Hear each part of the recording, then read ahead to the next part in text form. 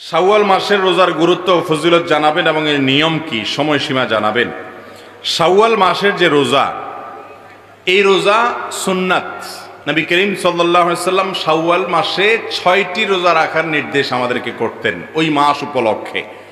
তিনি বলেছেন, মান সামা রমাদান, যে ব্যক্তি রমজান মাসে রোজা রাখবে সবগুলো, সুম্মা আতবাউহু সিত্তাম মিন শাওয়াল, এরপর রমজান মাসের রোজাগুলো রাখার পর শাওয়াল মাসে যে ব্যক্তি 6টা রোজা রাখবে, কানা কা সিয়ামিদ দাহার, আল্লাহ তাআলা তাকে সওয়াব দিবেন সারা বছর রোজা রাখার সওয়াব।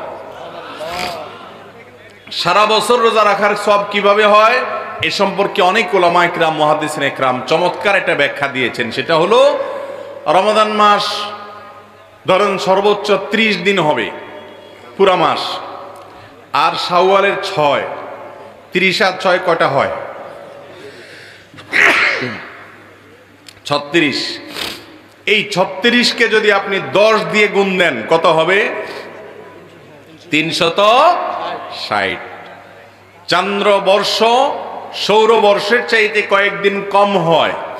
সেই হিসেবে যদি আপনার রমজানের 30 দিন রোজা রাখার পর শাওয়ালে আরো 6টা রোজা রাখেন, তো আল্লাহ তাআলা টোটাল 36টাকে, ওই যে আল্লাহ তাআলা কোন কোন আমলের সওয়াব 10 গুণ, কোনটাকে আরো বেশি বাড়িয়ে দেন, তো এটাকে কমপক্ষে 10 গুণ বাড়িয়ে দিবেন। তাতে 30 দিনের পরে 6টা রোজা রাখার ফলে কেমন যেন আপনি সারা বছর 360 দিন রোজা রাখলেন।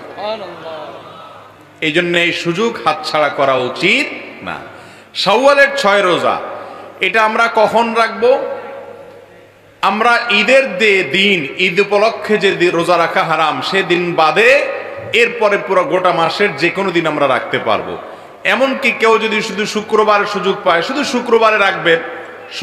শুধু শুক্রবারে রোজা রাখা এমনি, শুধু জুমার দিনে রোজা রাখা এমনিতে নিষেধ হাদিসে, কিন্তু শাওয়ালের 6 রোজা হিসাবে আপনি হয়তো ছুটি পান ওই একটা দিন, শুধু সেদিন আপনি রাখবেন, তো রাখতে পারেন।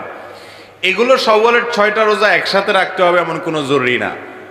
একদিন আজকে একটা রাখলেন, আবার 2 দিন পরে একটা রাখলেন, প্রথম সপ্তাহে 2টা রাখলেন, পরের সপ্তাহে আবার 2টা রাখলেন, এভাবে আপনি গ্যাপ দিয়ে রাখতে পারেন।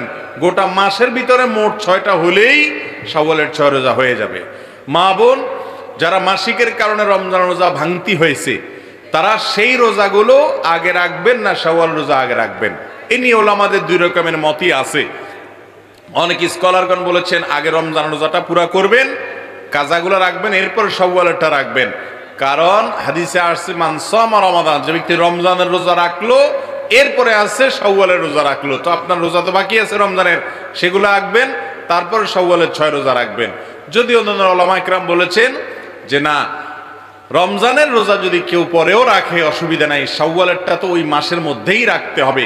শাওয়াল মাস চলে গেলে যদি আপনি রাখেন, এই 6 রোজার সওয়াব আর পাবেন না, এটা সাধারণ রোজার সওয়াব হবে। অতএব শাওয়ালের 6 রোজা আমাদের ছাড়া উচিত